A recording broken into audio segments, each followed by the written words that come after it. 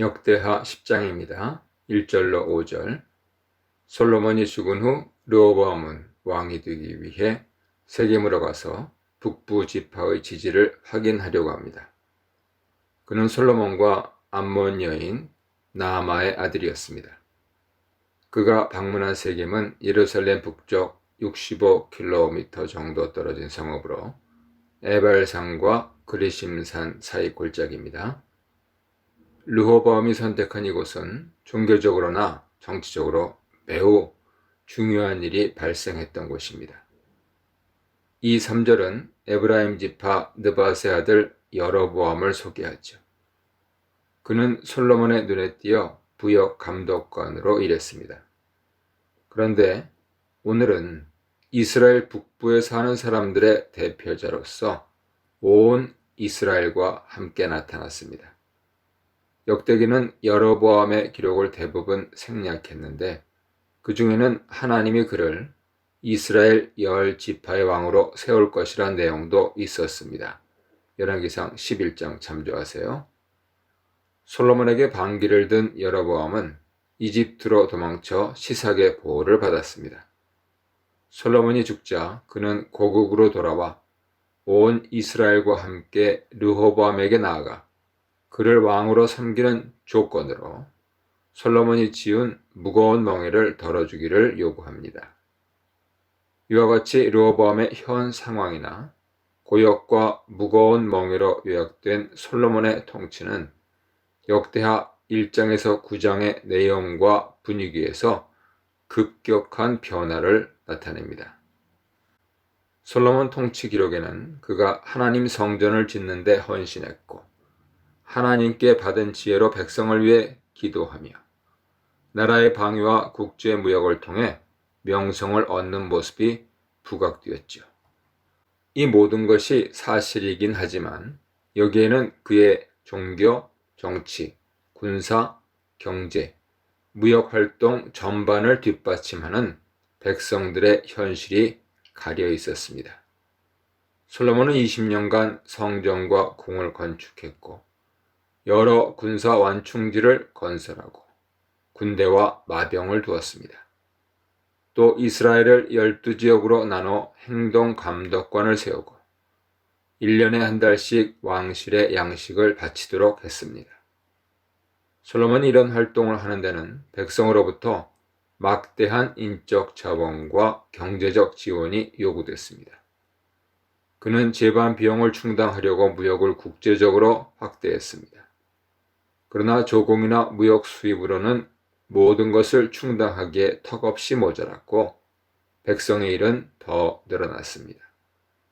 백성은 과한 세금과 강제 부역으로 고통당했습니다.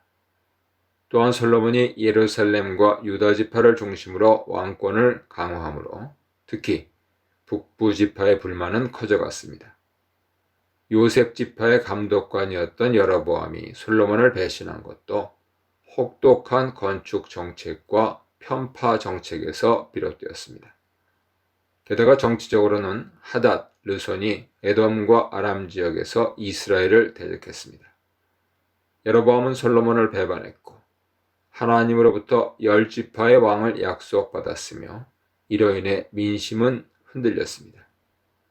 솔로몬 사후 후계자가 된 르호보암 앞에 남겨진 것은 이런 복잡한 상황이었던 것이죠. 백성들은 그를 왕으로 인정하기 전에 자신들의 짐을 덜어달라는 요구를 했습니다. 이런 상황은 그를 겁먹게 할 수도 있지만 백성의 원성을 잠재울 수 있는 기회이기도 했습니다. 그는 신종을 기하기 위해 3일 후 다시 오라는 말로 위기를 모면합니다. 6절로 11절입니다. 르호보암은 백성에게 어떤 답을 줄지 솔로몬을 섬기던 원로들의 조언과 자신과 함께 자랐던 젊은이들의 조언을 들어보기로 합니다. 6절로 15절에는 권고하다, 의논하다, 가르치다에 해당하는 동사 야츠가 5번 나옵니다.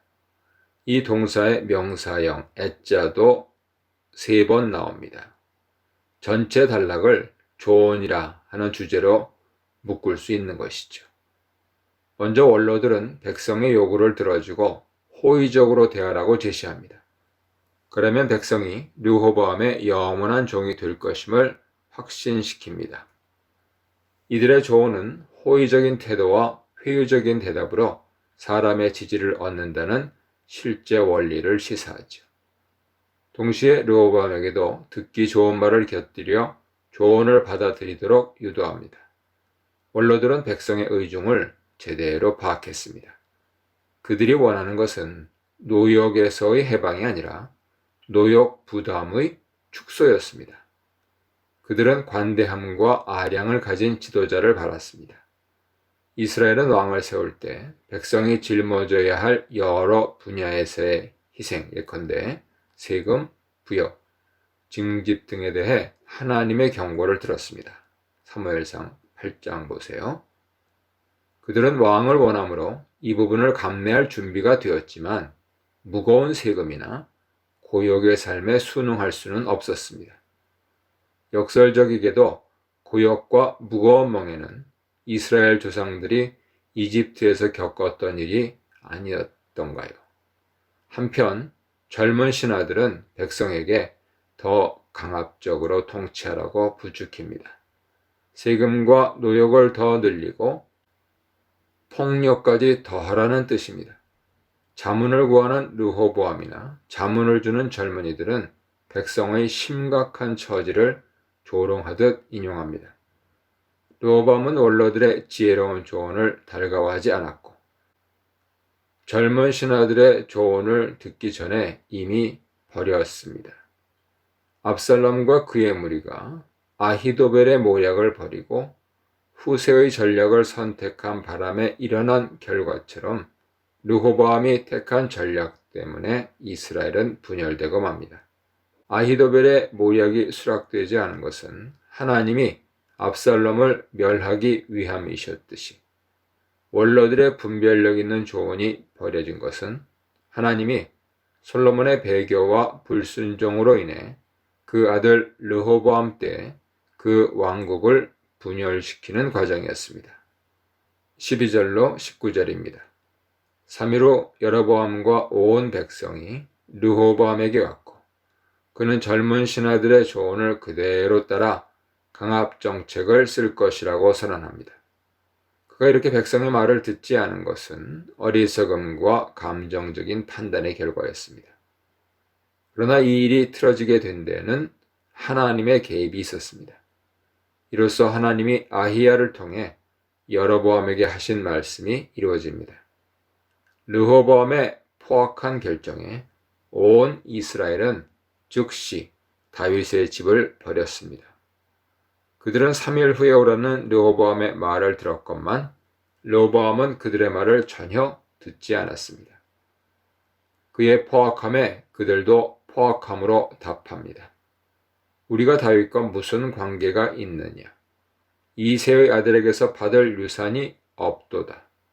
다윗이여 이제 너는 네 집이나 돌보라.